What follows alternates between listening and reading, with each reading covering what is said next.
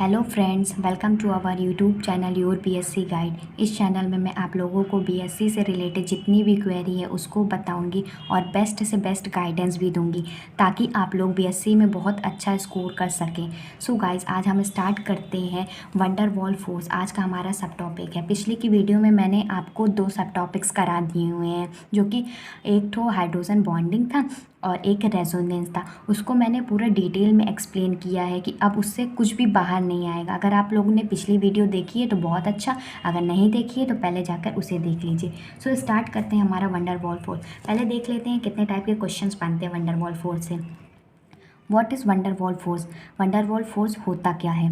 How does it arise? ये कैसे arise होता है? And what was its significance? और उसका सिग्निफिकेंस बताना है। ये क्वेश्चन पूछ लिया करता है। ये शॉर्ट में भी कभी कभी आ जाता है, लॉन्ग में भी आ जाता है। What are van der Waals forces? Van der Waals forces होते क्या हैं? Explain their origin. उसके ओरिजिन के बारे में बताइए। How are intermolecular forces classified? कभी कभी ये भी पूछ लिया करता है कि इंटरमोलिकुलर फोर्सेज कैसे क्लासिफाइड होते हैं। सो स्टार्ट करते हैं हमारा टॉपिक। इस वीडियो में मैं आप लोगों को ये भी बताऊंगी कि कैसे आंसर को रिप्रेजेंट करने हैं कि एग्जामिनर अच्छे marks they. So wonder wall observe that the attraction force also exist between non polar molecule. Wonder wall एक साइंटिस्ट हैं जिन्होंने ये ऑब्जर्व किया कि अट्रैक्शन फोर्स जो होता है वो 2 नॉन पोलर मॉलिक्यूल्स के बीच में भी लगता है। कह सकते हैं कि जो वंडर वॉल ने ऑब्जर्व किया था कि जो अट्रैक्शन फोर्स है नॉन पोलर मॉलिक्यूल्स में भी लगते हैं। These molecules attract their molecules sorry these forces attract their molecule। ये forces molecules को attract करते हैं in liquid और solid state of any substance में। आप देख रहे हैं ना कि मैंने इसको पॉइंट्स में रिप्रेजेंट किया है, तो सो कोशिश कीजिए आप लोग पैराग्राफ की जगह पॉइंट में आंसर रिप्रेजेंट करने की, तो इससे एग्जामिनर के ऊपर बहुत अच्छा इम्पैक्ट पड़ेगा और वो नंबर भी अच्छे देगा।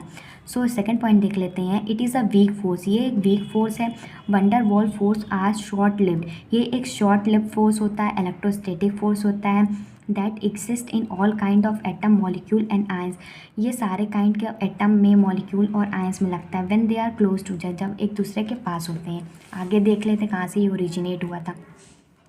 These force originate for the following molecular interaction: dipole-dipole interaction, dipole-induced dipole interaction, induced dipole-induced dipole interaction। सो पहला देख लेते हैं। डायपोल डायपोल इंट्रैक्शन मतलब एक पोलर मॉलिक्यूल और दूसरा भी पोलर मॉलिक्यूल के बीच में जो इंट्रैक्शन होता है उसी को हम डायपोल डायपोल इंट्रैक्शन कहते हैं। It is the intermolecular force of attraction between the positive end of one dipole. मतलब एक पोलर मॉलिक्यूल का positive and and the negative end of another dipole, और दूसरे पोलर मॉलिक्यूल का नेगेटिव एंड। जब इन दोनों एक दूसरे के पास आते हैं तो डायपोल डायपोल इंट्रैक्शन बनाते हैं।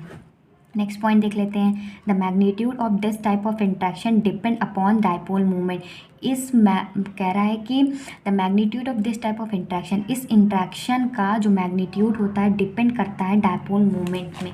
ठीक, आगे देख लेते हैं इसको और अच्छे से एक्सप्लेन करते हैं। Greater is the dipole movement. अगर डायपोल मूवमेंट ज़्यादा होगा, greater will be the intermolecular force of attraction. जितना ज़्यादा डायपोल मूवमेंट होगा उतना ज़्यादा इंटरमोलिकुलर फोर्स ऑफ अट्रैक्शन होगा। एग्जाम्पल देख लेते हैं डायपोल डायपोल इंट्रैक्शन का। Hydrogen fluoride, hydrogen chloride, H2O, NH3।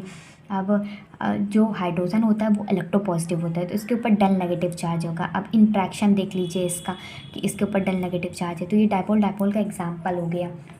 आगे देख लेते हैं इसमें हम क्या क्या और लिख सकते हैं कि एग्जामिनर देखे कि अच्छा हाँ बच्चों ने लिखा हुआ है।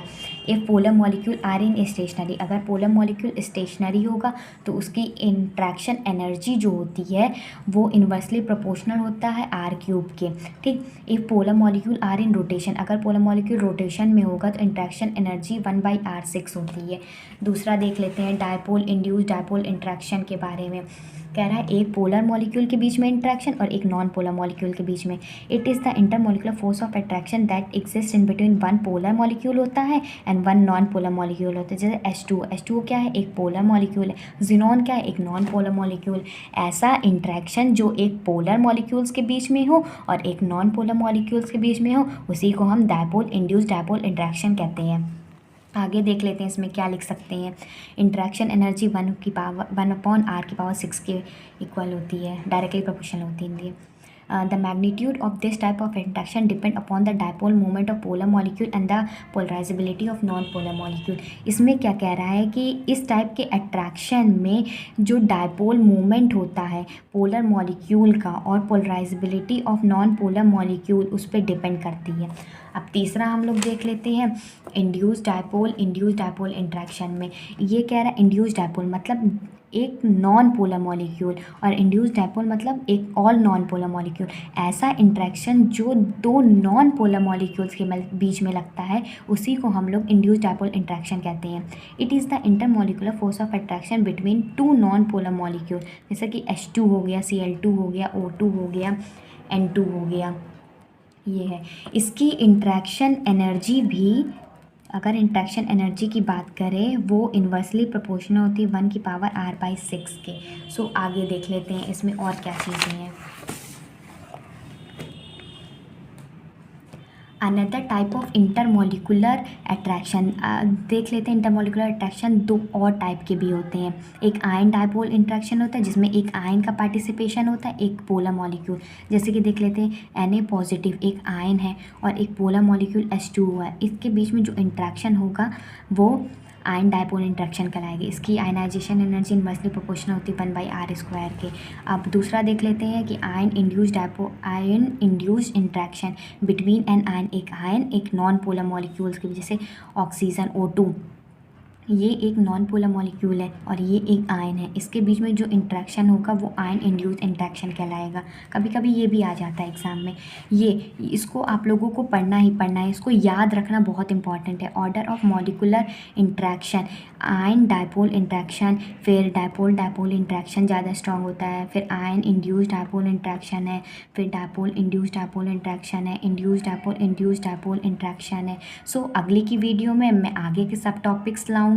अगर वीडियो अच्छा और यूज़फुल लगा हो तो लाइक कर दीजिए, नए हो तो चैनल को सब्सक्राइब कर दीजिए। Goodbye and stay safe.